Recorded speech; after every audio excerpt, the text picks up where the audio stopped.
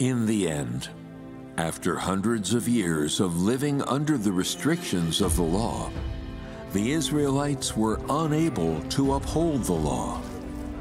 They constantly violated the teachings of the law, and everyone faced the danger of being condemned or put to death through the law.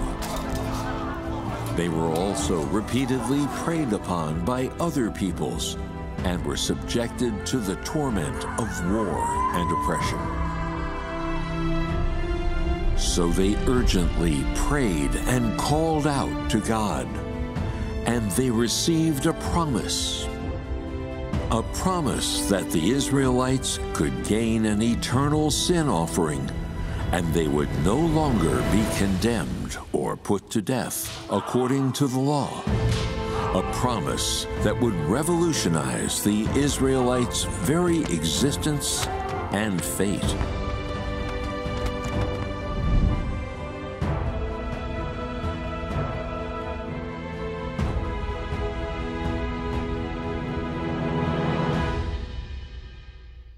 Thus, Jehovah God told the Israelites by means of a prophet.